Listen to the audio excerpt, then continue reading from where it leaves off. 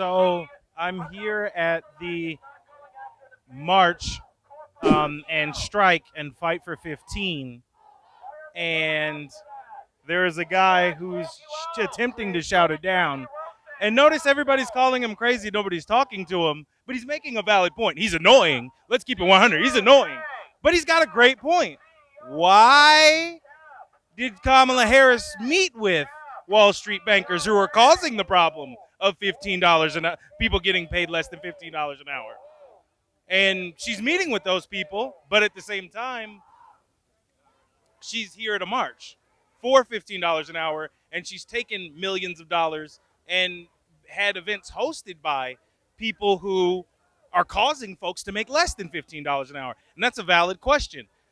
The dude's annoying. Let's keep it 100. But he's allowed to shout him down, and he's being treated right. But these are valid questions, and these valid questions need to be answered. And the news is completely following this guy. Most of the protesters are ignoring him. I'm going to see if I can get with this guy and have a brief conversation with him. Marcus Ely here for Status Coup, and I'm here with Cyrus Ojeda, and he is shouting down the Fight for 15 protest. And Kamala Harris is leading the march. We're behind the march right now. And he's shouting down the Fight for 15 protest, saying cap CEO pay. Can you talk a little bit about? Let's go this way, actually. Well, I think that I don't have any opinion on $15 an hour, just like a lot of other issues like gun control. I mean, whether you control it or not, it's not going to solve the root cause of the problem. $15 an hour, there's some pros and cons. I mean, I think Walmart can pay $15 an hour, but I think that small businesses are going to be harmed.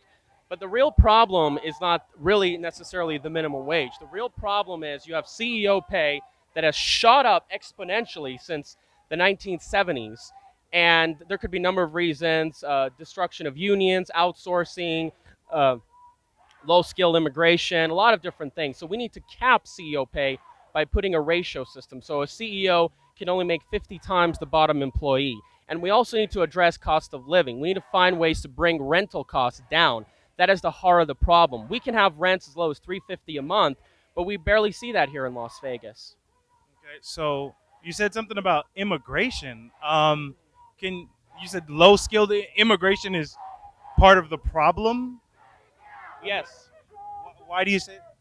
Well, because if you bring people from impoverished countries, you're going to obviously drag down the wages because what happens is that. But hold on, I got to stop you there because we're the ones impoverished those countries. Let's keep it 1,000.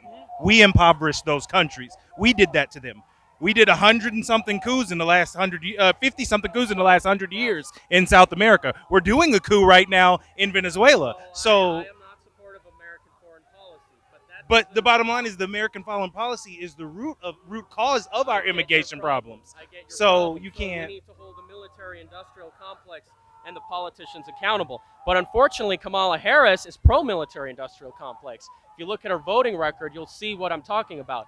And by the way, I just wanted to point out, and you look at her campaign donations, a lot of people who are donated by the people who are, the Raytheon, a lot of these big corporations that are headquartered in California.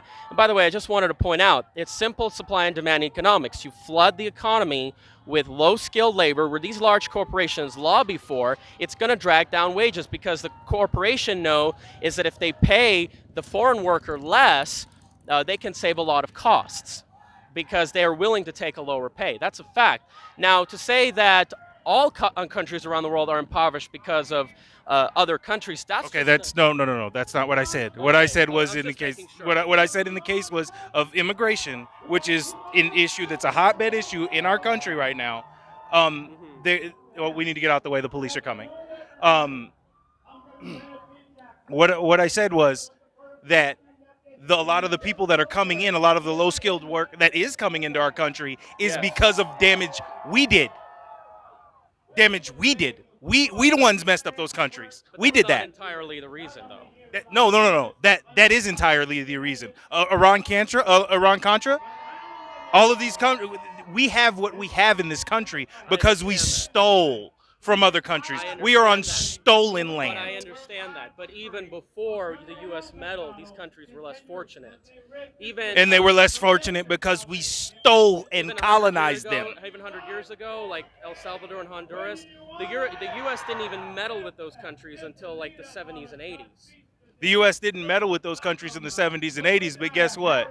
Europe did, and the U.S. is basically Europe Junior. And so, So the thing is, it's systemic white supremacy has been a problem in the world for a very long time. And my people, the Persians, we conquered much of the Middle East and Greece. So are we responsible for the problems of Greece? Mongolia had large empires extending to Europe. Are Mongolians responsible? It's very every group of people have done it, sir. Every group of people have done it. That's an excuse. That's an excuse. What I'm saying is that there is responsibility to be had. So I agree. I agree. There are things that I agree with you on, but at the same time, to attack immigrants that way, I can't abide that, and I can't let that slide. We're saying that the corporations lobby for cheap labor, and when you bring cheap labor, that devalues the wages. That's supply and demand economics. You've fled too many people for one low-skilled job that brings down the wages. That's a fact. That's why corporations lobby for it. Now, another thing I wanted to point out, and I just want to get back to what I just want to say. And the other problem, and me personally, it's not the fact that immigrants are putting my life in danger or they're taking my job. Me personally, that's not my problem. My problem is when the immigrants go and vote. And we see that without the immigrant vote, with the culinary union, we would have not had these laws that came into play. Now, you can argue that many of these laws sizzle-like passed. Wait. Immigrant vote, like immigrants who became citizens? Or that's a good question. Now, I don't know if citizens are actually voting. We have to see. Okay, I need some proof for you to make a claim like that, bro. Well, I need proof. I think we should investigate. We have investigated. There is no proof, sir. You tripping, bruh. I'm sorry. Nah, you tripping. Hope you enjoyed that last video. Hop on over to statusquo.com where you can sign up for our email list and become a member for as low as $5 to $10 a month. Membership is how we grow. That's statusquo.com/join. And remember, join our email list so we can grow the revolution with you. Status quo.